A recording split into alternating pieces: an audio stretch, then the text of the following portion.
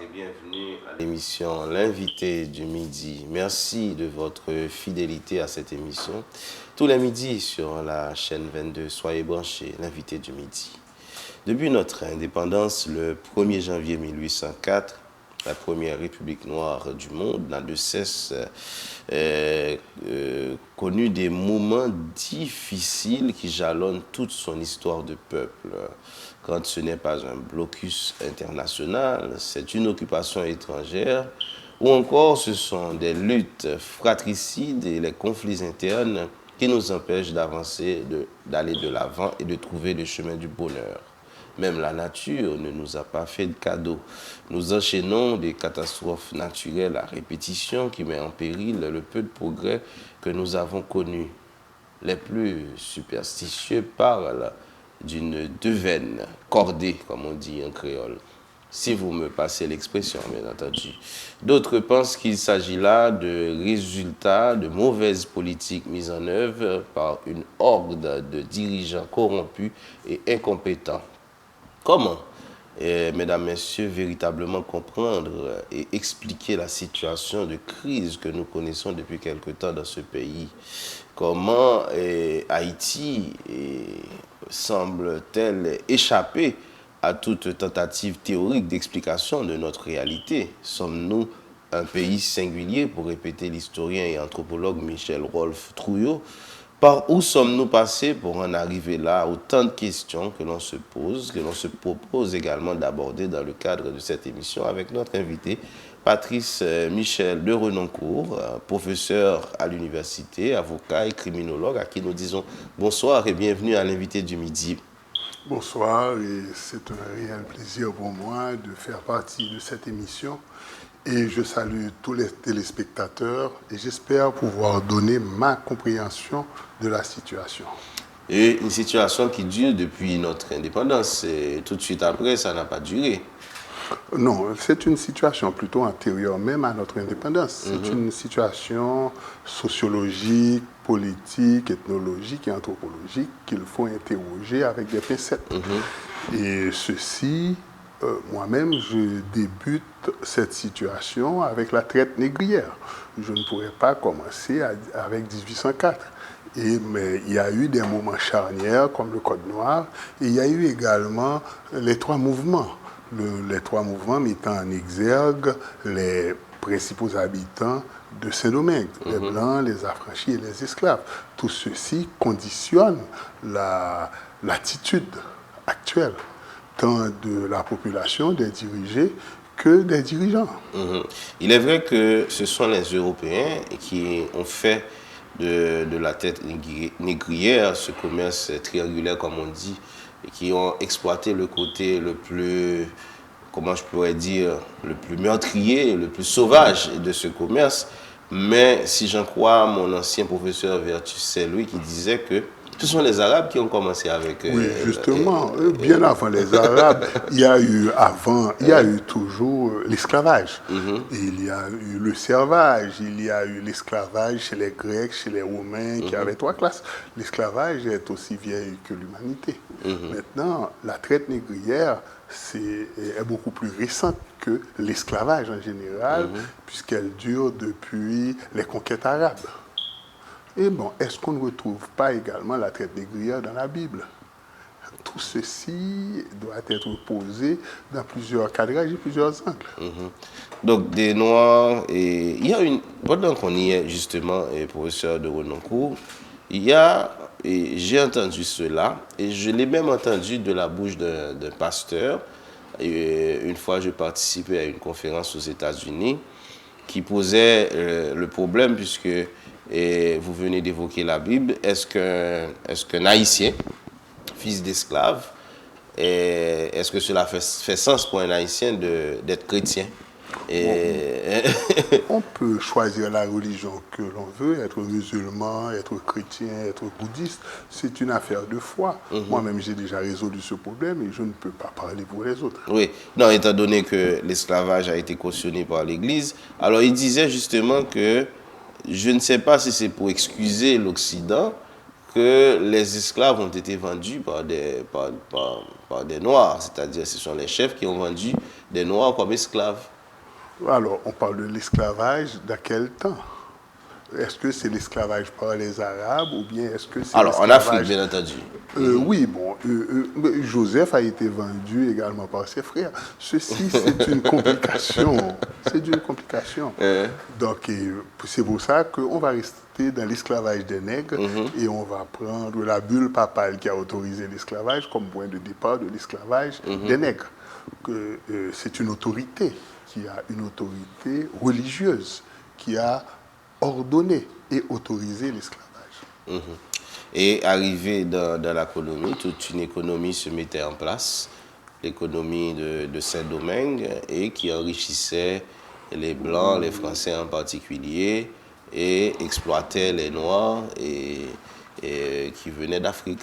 Oui, alors on a mis sur pied une économie basée sur le travail de l'homme par l'homme. Marx en parle. Et c'était l'économie de l'époque. Et les Noirs sont venus en renfort d'une stratégie économique, puisque en Europe, il y avait le servage quand même.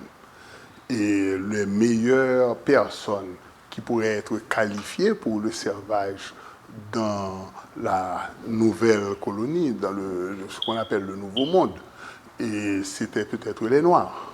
Mais le servage existait, l'esclavage existait. Maintenant, l'esclavage des nègres a pris une autre proportion. Et il y avait, à côté des nègres, les engagés, les 36 mois, qui ne subissaient pas autant de coups que le nègre. Le nègre était abattu, le nègre était transformé en bête de somme, et le nègre était également une chose au regard de la loi.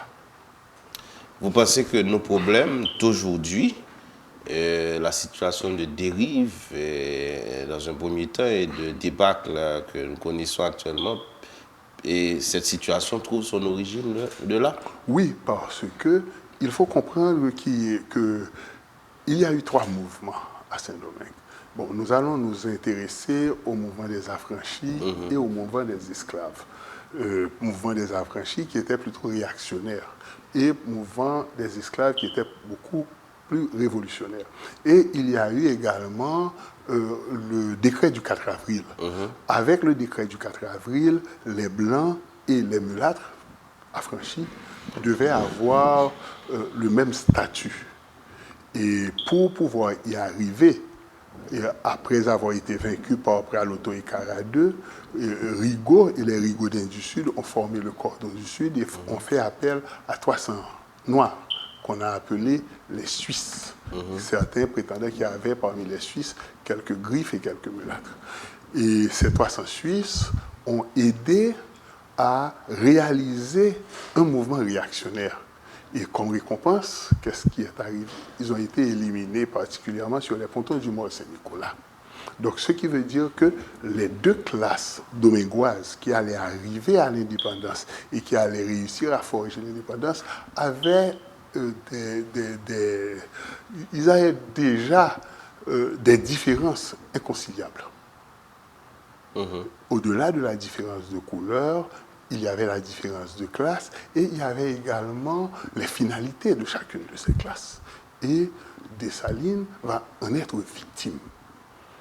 Et les pauvres noirs dont les pères sont en Afrique. Je ne vais même pas jusque-là. Je vais m'arrêter à cette liaison morganatique entre Dessalines et Pétion, avec 2 réunions, un à Petitance, l'autre à... Bon, ça m'échappe, ça reviendra. Et Pétion avait en tête sa finalité. Pétion était devant, et le groupe de Pétion était devant une éventualité. L'éventualité du Madagascar, l'éventualité de la déportation. Donc, une éventualité qui a poussé Pétion à s'unir à Dessalines. Et il y avait également d'autres choses. Le nombre, les statistiques. Ils étaient quand même 500 000 Noirs, 30 000 mulâtres. Et Pétion, qui était orfèvre et qui était canonnier, qui avait le sens des précisions, avait compris ça. Et il s'est uni avec Dessalines, mais avec sa propre finalité qui a débuté avec l'assassinat de l'empereur. Donc c'était C'est ce qu'on appelle un coup d'État préventif. Oui, c'était un coup d'État préventif. Et ensuite, on a eu la division territoriale qui a démontré la scission entre Noirs et mulâtres. L'Ouest et le Sud avec Pétion. Rigaud est quand même arrivé un peu plus tard. Il n'a pas fait long feu dans le Sud, au Caille. Et le Nord avec Christophe. C'était une scission de race, de classe, d'identité et de finalité. Scission qui va disparaître lorsque Boyer va venir avec sa directive. Boyer, en venant avec sa directive, il va s'assurer de la construction de l'apartheid. Oui, parce que désigné par Pétion, il avait à terminer son œuvre. Pétion était plus malléable. Boyer était plus conflictuel et avait beaucoup plus de conviction, de couleur. Et c'est lui qui va créer le début de cette structure par une directive. Une directive qui va donner la majeure partie des richesses aux gens, aux mulâtres, aux personnes de couleur, aux anciens libres. Et même lorsqu'il va falloir rectifier en 1843, à Praslin, avec le manifeste de Praslin, encore une autre directive mulâtre et une directive des anciens libres, des affranchis, va construire le manifeste. Le premier acte de pensée politique pour la construction de l'État-nation, où, dans l'adresse à la nation, et les rédacteurs du manifeste vont dire que c'est au nom de Vincent Auger, de Jean-Baptiste Chavannes, de Pétion, de Wagnac, de Juan Sanchez, etc., ces illustres fondateurs qui nous ont donné notre indépendance. Encore une directive, encore une dérivation pour une récupération. Et l'apogée de cette récupération, ce sera le mouvement de 2004. Ah bon? Oui, parce que en 2004, on a l'impression... 184? Je parle de tous les groupes, y compris du groupe 184. On a l'impression qu'autour de la pensée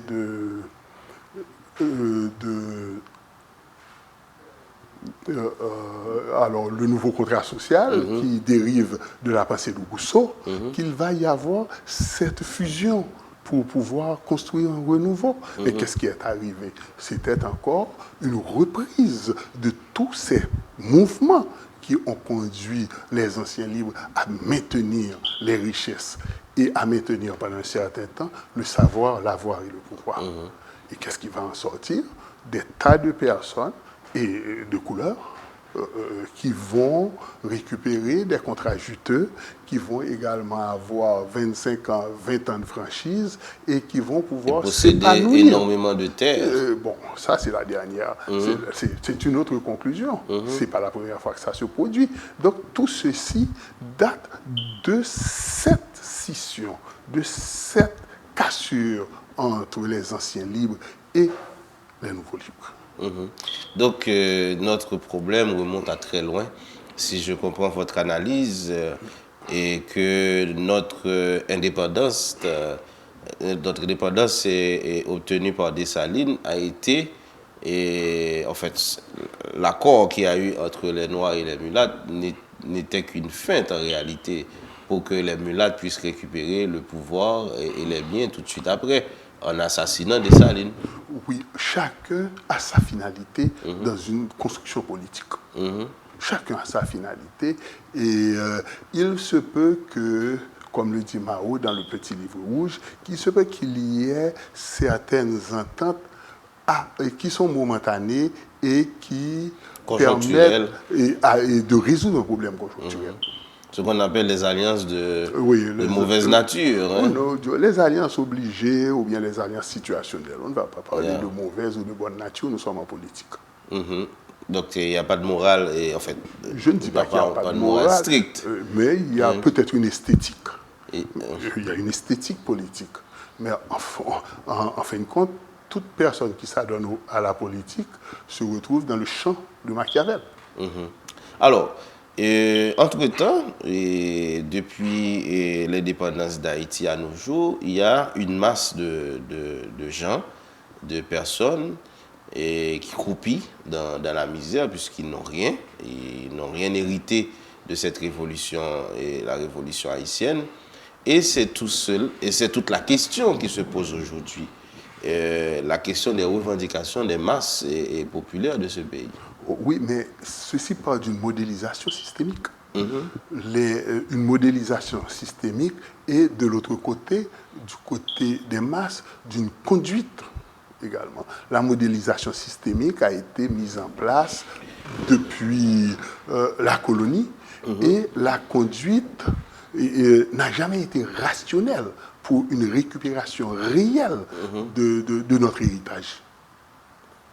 Et nous nous sommes toujours laissés berner par l'illusion qu'un rapprochement peut se faire entre tous les enfants d'esclaves. Que ce soit le mulâtre, que ce soit nous le sommes noir, tous des enfants d'esclaves.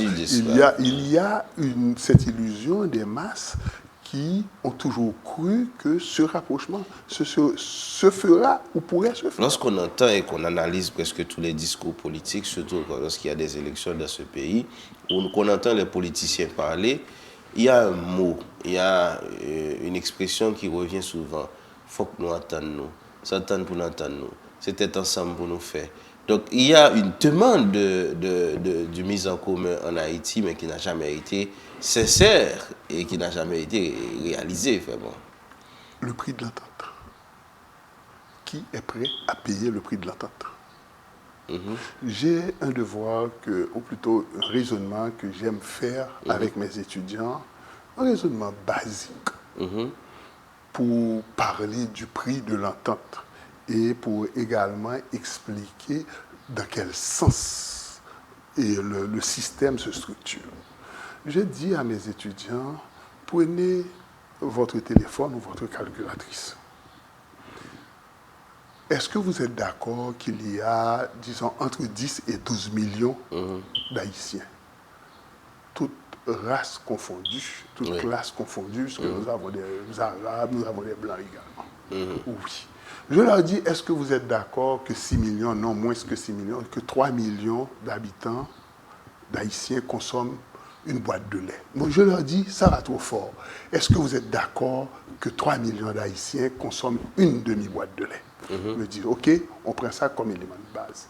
Je leur dis, lorsque vous multipliez, ça fait 1,5 million de lait par jour. Je leur dis, est-ce que vous êtes d'accord? Et vous multipliez ça par le prix du lait, qui est à peu près 8 dollars. Ça fait 8 fois 5, 40, 8 fois 8 et 4, 12. Ça fait 12 millions de dollars de lait par jour. Et je leur demande de multiplier par 365. Le chiffre est énorme. Et je leur dis, qui va laisser ce commerce profitable, qui donne presque 40 millions ou 48 millions, je ne me souviens pas, alors de dollars américains, ça donne des milliards de gouttes. La personne commande le lait, on lui livre le lait, depuis le port, le lait commence à être distribué, il paie par lettre de crédit, il a des camions qui emportent le lait, il a juste besoin d'un dépôt pour le reste du lait, et ceci s'écoule très vite. Est-ce qu'on va laisser des gens? Et on s'en soucie peu de la qualité du lait, d'ailleurs. Je ne parle même pas de qualité. Est-ce qu'on va laisser des gens avoir des vaches? Qui va laisser les gens? Quelle politique économique va diminuer l'importation du lait, alors que nous sommes un pays en jachère, pour augmenter le nombre des vaches et l'augmentation du nombre de lait de vaches, donc l'augmentation de la qualité de vie du paysan. Et maintenant, multiplier ceci par d'autres. Multiplier par la vermicelle, la ransor réportée, etc., le spaghetti. Qui va laisser ce pays atteindre un degré de suffisance alimentaire? Donc le problème est plus profond. C'est le prix de l'entente. Comme je dis, quel est le prix de l'entente? Donc c'est-à-dire, dès qu'on parle d'entente, dès qu'on parle de mise en commun, de tête ensemble, il y a toujours un qui va se faire berner à la fin. Il y a toujours le même groupe qui se fait berner. Et ce groupe, lorsqu'il se sent berné, il rentre dans des mouvements sociaux violents avec encore comme victime la propre population. Les classes moyennes, les classes défavorisées sont victimes de ce mouvement. Ils rentrent, c'est normal de sortir sa colère quand on est frustré. C'est normal de prendre une position pour espérer se réaliser. Mais le prix, est-ce que généralement, quand on est frustré, on passe sa frustration sur le premier venu ou bien sur la personne qu'on estime vous avoir fait du tort, sans chercher les véritables causes et les véritables raisons. Et ceci est une répétition à l'infini. Donc, ce que vous me dites là, professeur de Renoncourt, c'est que le dialogue national n'est plus possible. Je n'ai jamais dit ça. J'ai dit que quel est le prix à payer pour faire ce dialogue, ce qui est différent. Qui est prêt à payer le prix? Parce que le dialogue national, ce n'est pas seulement de saisir les différents clans politiques, les différents camps politiques, les classes sociales. Ce sont les premiers éléments à viser dans le dialogue national. Les groupes sociaux, les personnes qui possèdent et les personnes non possédantes. À quel niveau on va s'entendre? Ok, vous gagnez, c'est normal, c'est une bonne chose de gagner de l'argent. Mais et les autres? Qu'est-ce qu'on va leur donner? Quelles seraient les limites du profit que je peux faire? Quelles seraient les limites qu'on donnerait à ma plus-value? Ceci entre dans le dialogue national. Et c'est antérieur même au dialogue entre les politiciens. Parce que les politiciens ne font que passer et viennent avec des idées, des fois correctes, des idées farfelues. Alors que la réalité, c'est la fin. La réalité, c'est le travail. La réalité, c'est l'éducation. Et maintenant, pour pouvoir faire taire à la faim, pour pouvoir augmenter le niveau de l'éducation, il faut que les riches s'entendent avec les pauvres. Il faut que je sois d'accord pour payer une quantité de taxes. Il faut que les riches soient d'accord de gagner moins aussi. Oui, pour gagner moins, il faut élargir l'assiette des gens qui peuvent devenir riches. Il faut qu'ils contribuent à l'évolution sociale. C'est leur meilleure protection. Pour que la richesse ne soit plus transmise par ADN. Non, j'aime bien ça et je vais le mettre dans mon calepin. La richesse qui se transmet par ADN. Donc, il faut trouver cette entente avant de se pencher sur les politiciens. Parce que les politiciens n'apportent que des mots. MIX. Je croyais que c'était MOTS. Et des mots aussi, MOTS. Donc, au final, la situation que nous connaissons aujourd'hui, nous ne pouvons pas la changer, sinon la résoudre, si on ne pose pas les bonnes et les vraies questions. Si on ne va pas aux sources, si également ce ne sont pas des personnes non impliquées qui s'imposent. Je dis des personnes non impliquées, des personnes qui seraient plus indifférentes à la politique politicienne et qui verraient plutôt une politique de transformation, une politique pour faire grandir l'État-nation. Confier aux politiciens traditionnels ou bien aux politiciens politiques ce travail va déboucher sur les mêmes résultats, puisque ce n'est pas la première fois que cela se pose. Je vous ai dit que ceci avait été posé en 1843. Avant Salomon, ceci a été posé. La question des libéraux et des nationaux. Le Parti libéral, le Parti national, s'est voulu une résolution d'un problème social de grande importance. La distribution de richesses, la construction de l'État-nation. Pourtant, ça n'a pas donné grand-chose. La finalité a été l'occupation américaine pour les libéraux et les nationaux, alors que les problèmes graves avaient été posés tant par les libéraux que par les nationaux. Quand vous décriviez tantôt cette activité économique avec la boîte de lait ou la demi-boîte de lait, c'est quand même une forme d'économie basée sur la rente que vous décriviez en même temps. Et le problème avec l'économie rentière, c'est que finalement, on va tous périr. Parce que cette économie elle ne peut continuer de manière éternelle. Mais avant, généralement, l'histoire nous a appris que cette économie rentière qui a toujours existé, elle s'est transformée.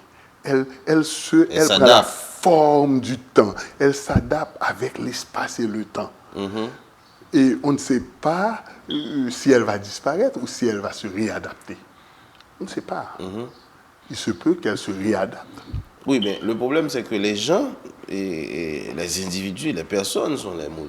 Même si on dit que ce sont des personnes qui n'ont pas une éducation suffisante, mais quand même, c'est eux qui font fonctionner l'économie. Maintenant, si les gens n'arrivent pas à survivre correctement, parce que quand même dans les pays dits des pays capitalistes ou impérialistes, on arrive à inventer un seuil de la pauvreté. C'est un minimum vivable pour les gens. Et on ne voit pas ça en Haïti. Ça, entre nous. Il y a toujours une porte de sortie.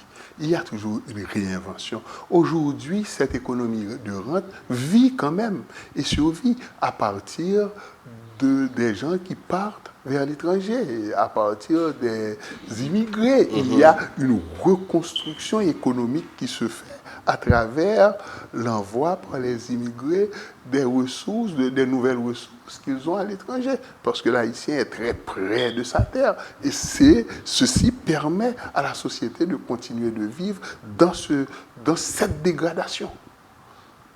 C'est-à-dire que lui, il reçoit $50, l'autre reçoit $100. Et maintenant, dans leur réinvention, dans la reconstruction du nouveau phénomène qui va se perpétrer pendant longtemps, on a déjà fait un prélèvement sur l'envoi de cet argent de l'étranger vers Haïti, et prélèvement qui est assez énorme. On ne le voit pas. La personne, il vend son argent à 85, 84, qui est le taux du jour, au groupe qui sert le commerce de l'argent, le loyer de l'argent, et il le rachète de ces mêmes personnes avec une différence de 20 gouttes, avec une différence de 30 gouttes, pour un service qu'ils auraient dû avoir avec leur argent de départ. C'est déjà une transformation. C'est déjà une création. C'est un vol, ce que vous décriviez là. Bon, c'est un vol. Bon, c'est une stratégie de survie pour les anciens libres. Donc, c'est bon. En fait, c'est un vol. C'est un vol. Donc, c'est pour te dire qu'il y a toujours, même lorsque tu ne regardes pas, quand tu ne prends pas le temps d'écouter, quand tu ne prends pas le temps de comprendre et de lire, tu ne vas pas voir cette reconstruction, cette lente reconstruction pour que les richesses rentières restent entre les mains des mêmes personnes. Quelle que soit la conjoncture politique, quelle que soit la situation. Maintenant, comment faire? Comment faire? Et si le dialogue, en général, les dialogues ne sont pas assez sincères, si à la fin, il y a toujours le même groupe qui se fait berner, et comment faire pour sortir de cette situation? Là, tu poses une question qui est très difficile à répondre. Parce que je ne suis pas aussi compétent que les gens qui ont tenté de transformer cette situation. Je ne suis pas aussi compétent que Salomon. Je ne suis pas aussi compétent que Soulouk. Bien que Soulouk, on l'a appelé le Boudram Kouachi. Et plus près de nous, estimé Duvalier. Ils ont tous tenté à leur manière de renverser la vapeur, et s'ils l'ont renversé momentanément, ils n'ont pas réussi à le maintenir. Maintenant, moi-même, mon père, qui était un industriel, nous disait toujours à ses enfants qu'il faut faire deux choses dans ce pays. Il faut donner du travail au peuple et les instruire. Le premier mouvement de transformation ne peut passer que par l'éducation, l'instruction et la construction d'un autre entrepreneuriat. D'un autre entrepreneuriat, c'est-à-dire un entrepreneuriat non basé sur la rente, oui, c'est basé sur la raquette, sur la production de richesses, basé également sur la prédation de l'État. Alors, non basé sur la prédation de l'État, mais basé sur la capacité d'offrir quelque chose, les gens les plus compétents et intelligents. Non, il y a quelque chose qui m'intéresse. Et j'en ai discuté avec mon frère et ma soeur qui est psychologue. On a eu de longues discussions. Il y a un jeune qui s'appelle Kouta. Celui qui a fabriqué l'autobus. Des autobus. Avec des moyens précaires. Imagine-toi que c'était un citoyen lambda ayant un nom, ou bien le fils d'un constructeur automobile, de concessionnaire. concessionnaire automobile, ou bien le fils d'un de ces gens ayant pignon sur rue à la peau claire qu'il aurait fait. Il y aurait toute une autre vision de la chose. Ce bonhomme serait porté au nu et ils se seraient réunis entre eux pour lui donner les moyens de réaliser ce rêve national. Il aurait déjà une usine, parce qu'en Afrique il y en a plusieurs, de construction de bus. Des victimes d'un délit de faciès. Bon, ça c'est toi qui le dis. Mais à vous entendre parler, vous n'avez pas peur qu'on vous accuse d'être anti-mulâtre Je ne suis pas anti quoi que ce soit. Je suis quelqu'un qui respecte toutes les positions de toutes les personnes. Je suis vaudouisant, mais je ne suis pas anti-chrétien. D'ailleurs, j'ai un fils qui est pasteur. Je suis noir, mais je ne suis pas anti-mulâtre. Mais les rectifications qui doivent être portées, tant historiques, économiques et sociales, comme professeur, je ne peux pas me les interdire. Je rêve, comme Mandela, d'un monde où nous nous entendons. Mais si on ne peut pas s'entendre, il faut que je puisse dénoncer les problèmes, si l'occasion m'est donnée. Et, tout en les dénonçant, tenter, tant soit peu, de réunir les fils de cette même patrie. Patrice Michel de Renoncourt, allons-nous vers une guerre civile? Je ne sais pas, je ne suis pas spécialiste en ça.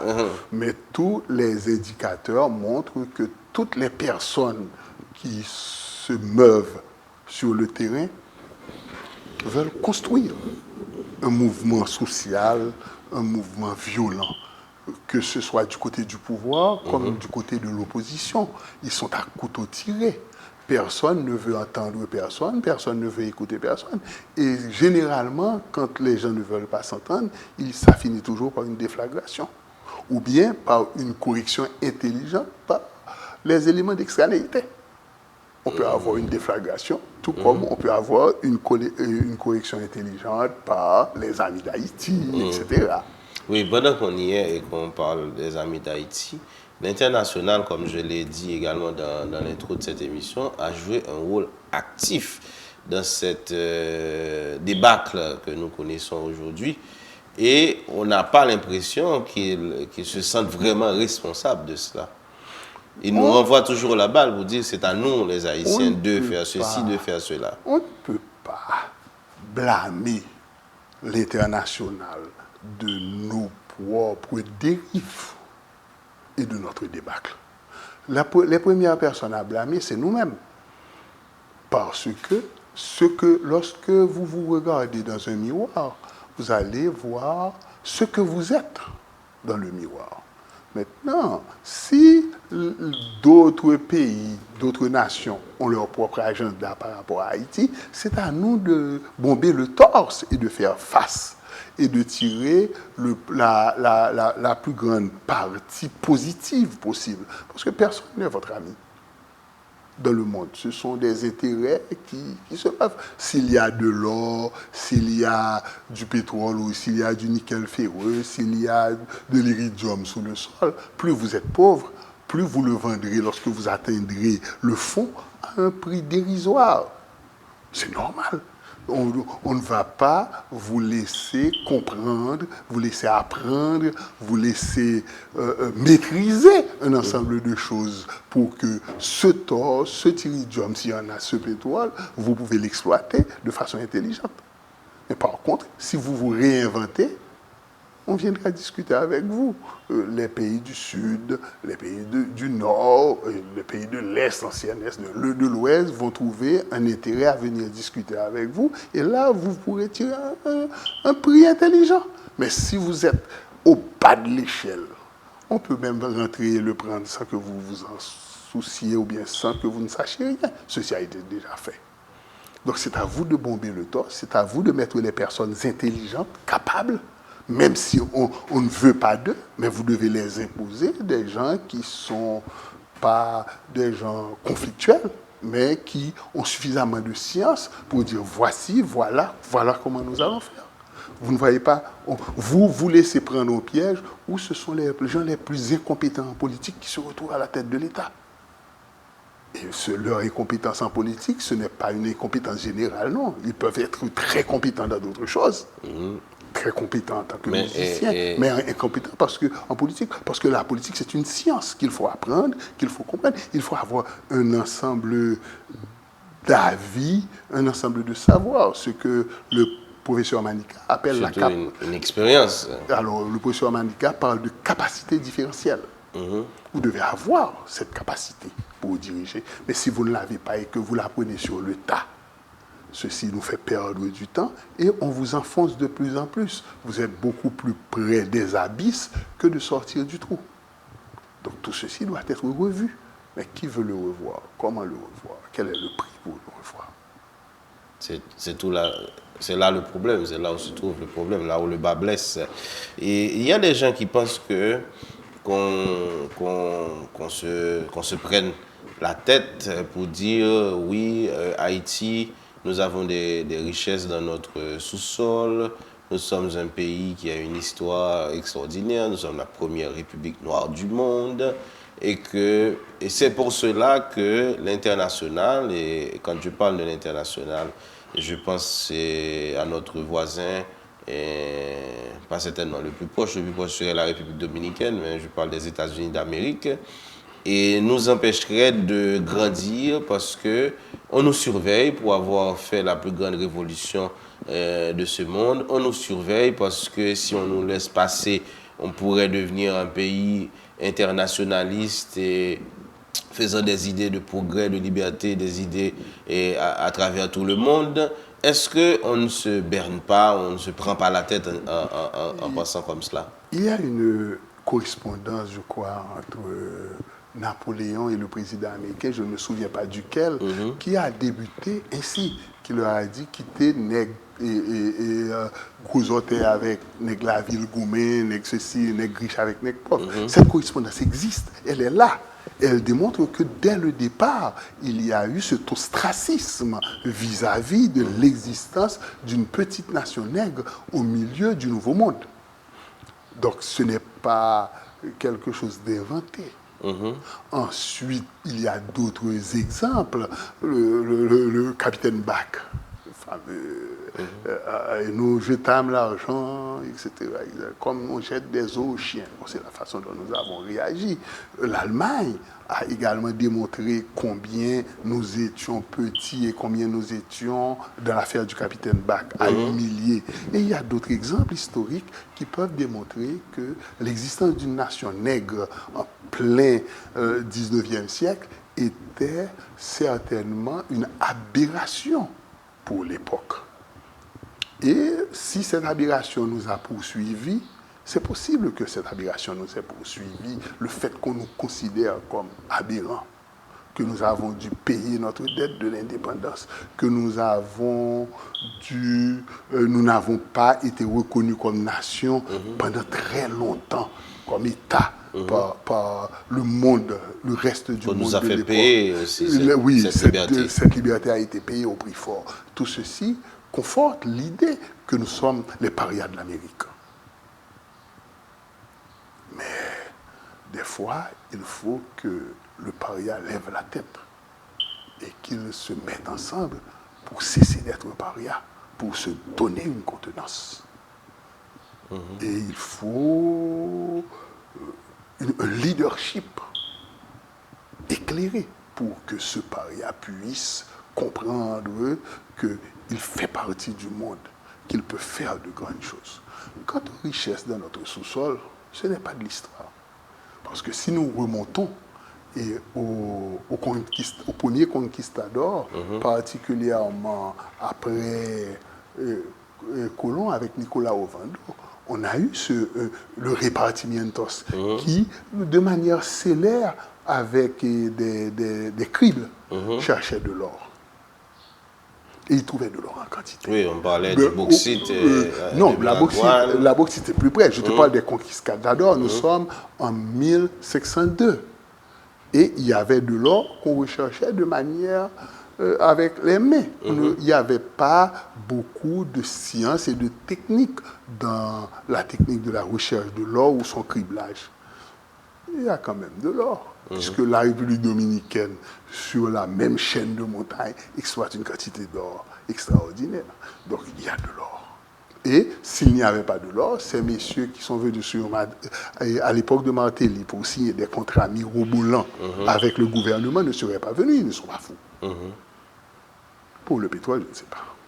Yeah, on ne sait pas encore. Je sais qu'il y a de l'iridium. D'ailleurs, il y avait un article français qui est apparu, je ne me souviens pas de quel, si c'est national, non, si c'est Historia ou bien quelque chose, qui parlait de ça. Il y avait de gros camions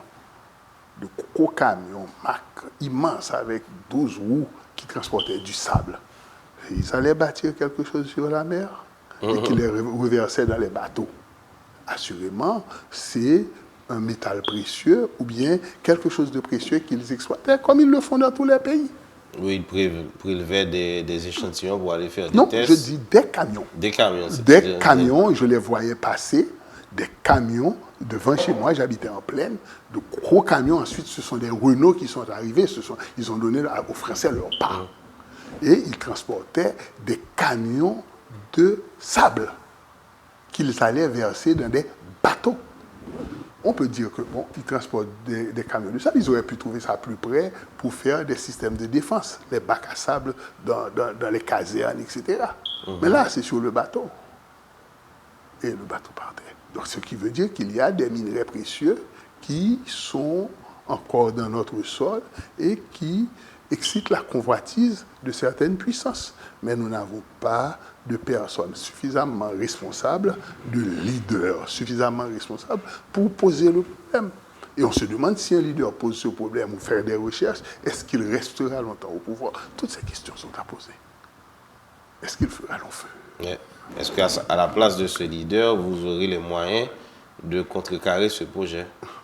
Non, je parle d'un leader qui voudrait se consacrer avec des jeunes scientifiques à la recherche de nos minerais. Oui, je comprends. Est-ce qu'il resterait au pouvoir suffisamment longtemps pour ce faire? C'est ce que je veux dire. Par rapport aux intérêts extérieurs. Donc, c'est pour ça peut-être qu'on s'acharne à changer de constitution de temps en temps pour pouvoir avoir la capacité et notamment le laisser-passer juridique pour intervenir, prendre ce dont on veut.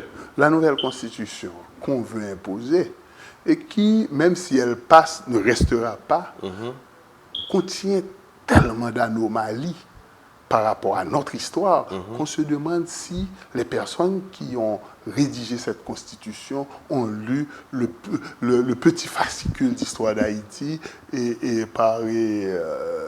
que j'avais en primaire par le frère Raphaël Bérou et le père, et comment il s'appelait déjà, je ne me souviens pas. Le frère de l'instruction chrétienne.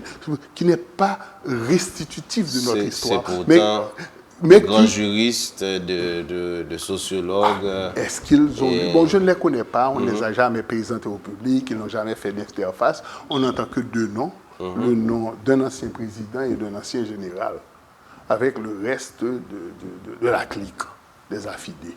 Mais je me demande, est-ce qu'ils ont lu l'histoire? Parce que c'est la première fois qu'une constitution, tu aimes ce mot, est une aussi grande dérive et une aussi grande débâcle. C'est la première fois dans toute notre histoire. Il y a toujours eu un relevé dans nos constitutions. Qu'elles soient des constitutions dictatoriales ou bien des constitutions libérales. Il y a toujours eu ce relevé. Même François Duvalier, dans ses différentes constitutions et celle de Jean-Claude, ont toujours essayé de tenir l'épaule droite. Là, on sent une cassure des reins de la Constitution. C'est une révision de la démocratie représentative que nous avons expérimentée jusque-là. Oui, c'est pas une révision c'est une constitution construite particulièrement autour d'intérêts. Il faut les décortiquer, ils sont nombreux.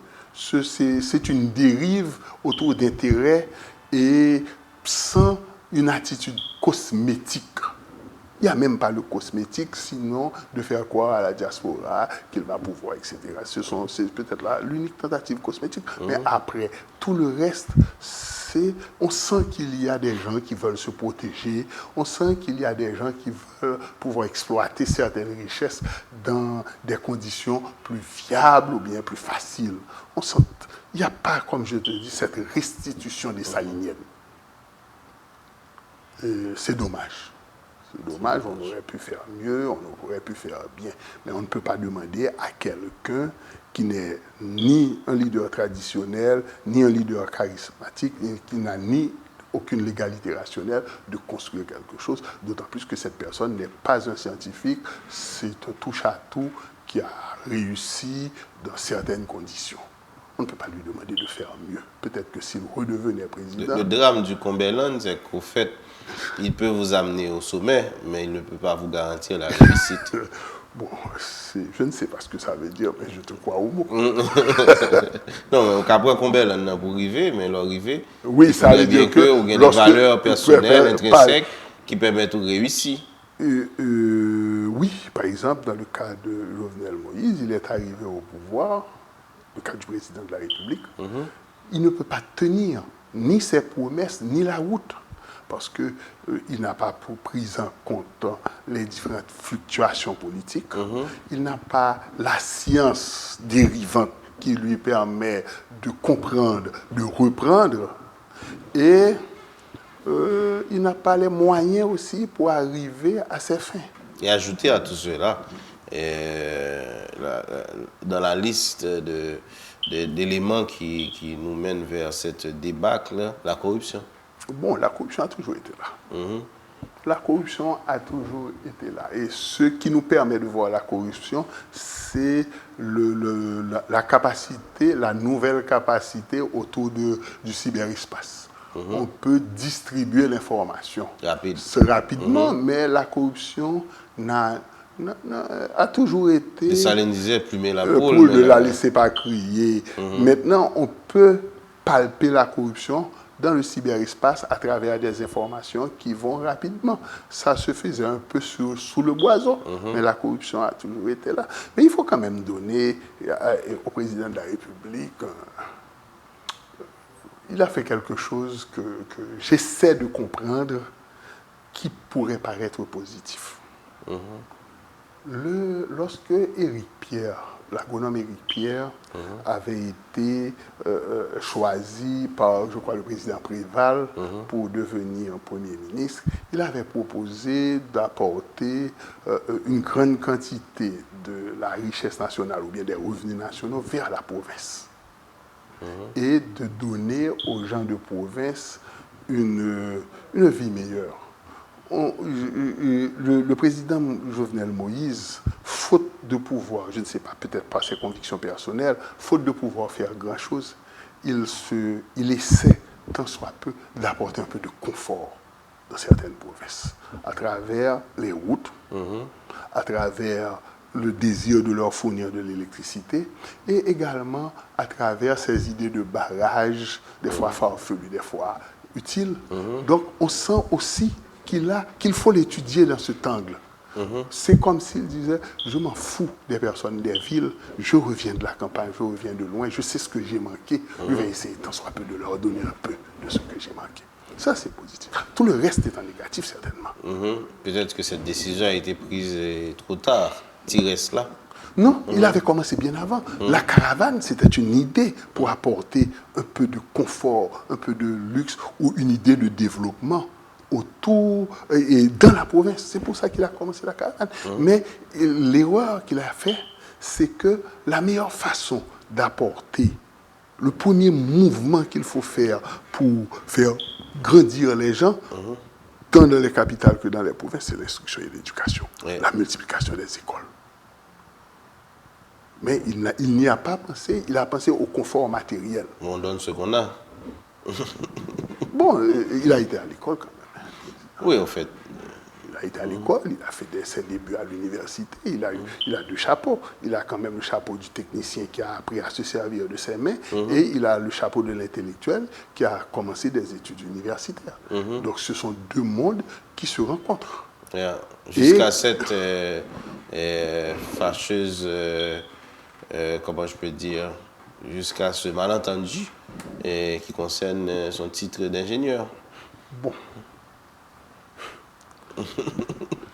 je ne sais pas, ceci n'a pas été démontré, ceci n'a pas été prouvé. Tu sais, je crois dans la loi. Vous croyez? Dans la loi. Est-ce qu'il y a eu usurpation de titre? Je ne sais pas. Je ne vais pas dire, je ne vais pas m'aventurer dans quelque chose parce qu'il y a une présomption. Je n'ai pas vu l'endroit où il a exhibé un diplôme ou un titre. Je n'ai pas vu des travaux qu'il a signés. Je ne peux pas. Donc, nous n'allons pas nous éterniser sur ça.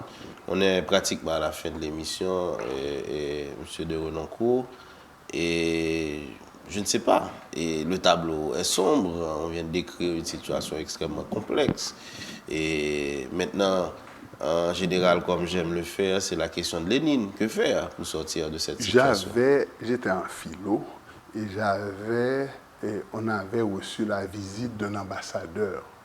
La classe avait été à Saint-Domingue en voyage d'études. La philo est partie pour Saint-Domingue et nous avons reçu la visite d'un ambassadeur, celui qui était ambassadeur à Saint-Domingue. Je crois que c'était Raymond. Raymond, quelque chose comme ça. Si je me souviens bien, ça fait longtemps, ça fait plus de 40 ans. Et il nous a dit quelque chose. Quand nous lui avons demandé, oui, pourquoi ceci dans nos folies, pour renverser le pouvoir en place, nous étions fous, etc. Il nous a répondu, vous savez, vous êtes jeune. Moi, de mon expérience, j'ai fait des choses extraordinaires. Et je les ai faites parce que c'était difficile. Et j'ai réussi parce que j'ai pris la mesure des choses. Et un peu plus tard, j'ai appris ce qu'il avait fait au niveau du Concordat et d'autres choses qu'il a faites sous le régime du Duvalier. Et j'ai compris que ce sont les gens qui mettent un pied devant, qui continuent d'avancer, qui peuvent aboutir à quelque chose. Ce sont les gens qui rêvent du meilleur, qui peuvent accomplir le meilleur. Tout ce que je voudrais souhaiter, c'est que lorsque nous allons changer de gouvernement, que le peuple comprenne que ce sont les meilleurs qui réalisent les choses extraordinaires et qu'ils choisissent parmi les meilleurs. Pas parce qu'on a un sentiment, on a une impression. Et les personnes font ce qu'ils savent faire. Choisissez une personne qui comprend l'État, qui sait ce que c'est que l'État et qui veut construire l'État. C'est une première démarche. Ensuite, il faut s'asseoir et parler. Se mettre dans une situation de polémique constante, si elle sert les politiciens, ça ne sert pas le peuple. Ça dessert le peuple. Le peuple, il n'a pas besoin de X ou bien de Y comme politicien. Il a besoin de leaders qui l'emmènent vers ses rêves. Il a besoin de gens qui connaissent la force du compromis. Il a besoin des gens qui peuvent s'asseoir malgré leurs divergences pour dire voici le bien du peuple.